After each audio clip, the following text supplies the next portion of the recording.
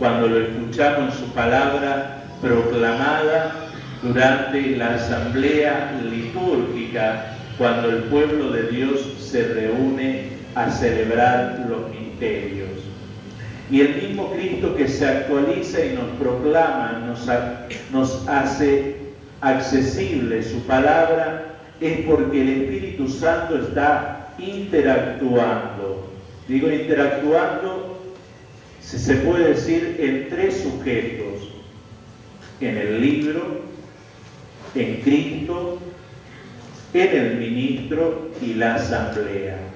Es decir, el Espíritu es aquel que a través de la voz del Espíritu actualiza lo que está en el libro y al mismo tiempo mueve el corazón y el oído del pueblo, de la asamblea, para, como dice aquel texto, tanto de los discípulos de Maús como del libro del Deuteronomio, cuando encuentran la ley, en realidad no del Deuteronomio, sino el libro de las Crónicas, cuando encuentran en la reconstrucción de Jerusalén, encuentran la ley. Es decir, el pueblo siente que su corazón palpita de gozo. Hoy quizás no esté tanto palpitando, digamos, por la decepción, pero bueno, hay que ver el lado positivo, al menos somos subcampeones. Ojalá palpite mucho más, como estuvo al borde del infarto, cuando escuchamos la palabra de Dios y de esa manera realmente digamos: Dios siempre ha estado con nosotros. El domingo que viene escucharemos la parábola de la cizaña, y recuerden que frente a la semilla que esparce Cristo, de golpe van y encuentran esto que se parece trigo, pero que en realidad no es. Y ahí va a explicar Jesús de quién es obra de aquel que siembra la cizaña en medio del trigo. Y fíjense que eso también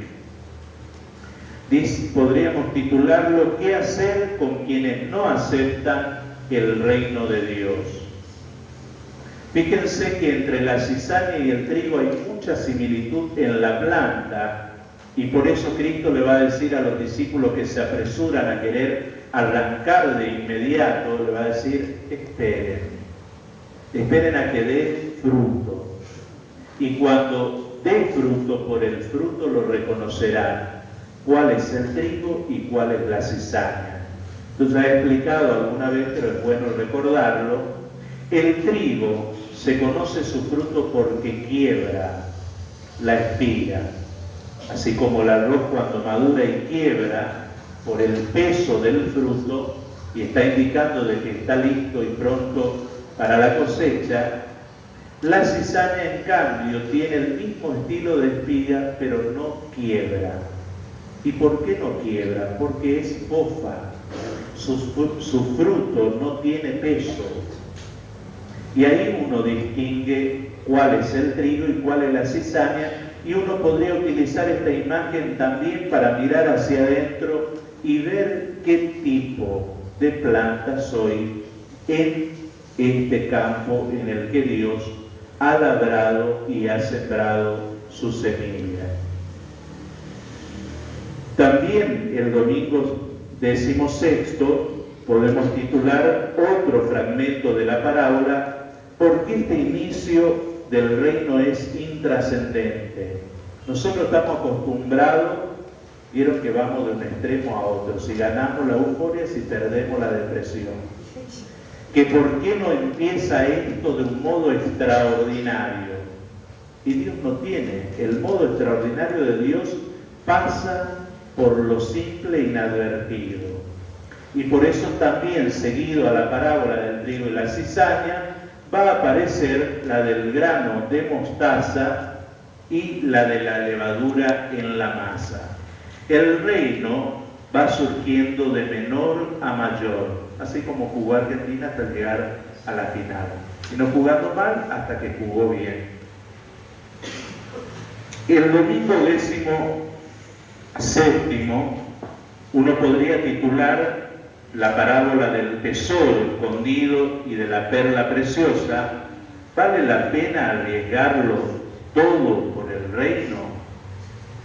Recuerden aquel que busca la perla, que busca el tesoro, y cuando encuentra realmente esto que tiene valor, deja todo, vende todo y adquiere esto de gran precio.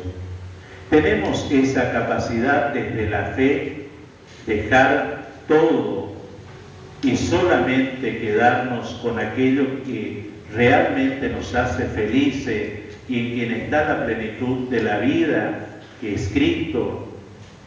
También, para cerrar este capítulo donde Jesús nos enseña por las parábolas, podríamos titular la parábola de la red y los peces.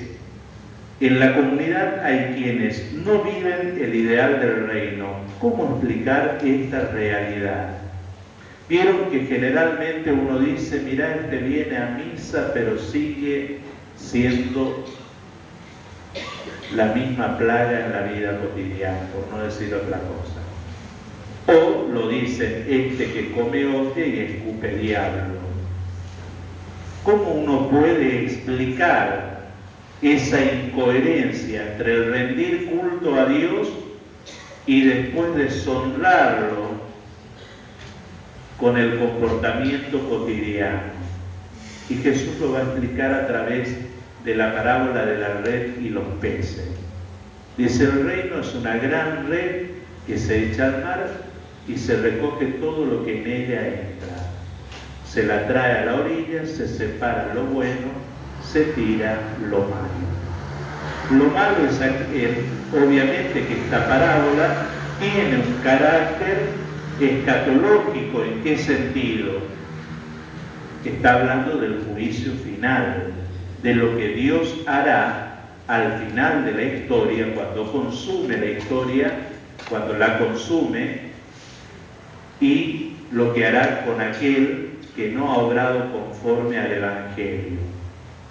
Para más entendimiento, esta parábola se esclarece con aquel final de Mateo, cuando dice, vengan benditos de mi Padre, unos a la derecha y otros a la izquierda, vengan los que obraron el bien a entrar en el reino y los que obraron el mal apártense de mí. O sino también lo que el mismo San Pablo nos dice en la carta de hoy, que el mundo, es decir, la creación, como nuestro cuerpo, está aguardando la redención final, es decir, el juicio. Y el juicio no tenemos que tener miedo, como decir, ¿con qué me enfrentaré? Cada uno tiene que preocuparse por vivir en coherencia el Evangelio cotidianamente. El juicio es en el amor y en la misericordia. Pero si en esta vida uno obró de espalda al amor y a la misericordia que Dios tiene para con uno y no es capaz de aplicarla para con el otro, probablemente seamos los peces que no sirven para alimentar y ser tirados, la cizaña que debe ser arrancada y quemada, y probablemente seamos aquellos que estemos a la izquierda y que se nos diga, apártense de mí lo que hacen el mal.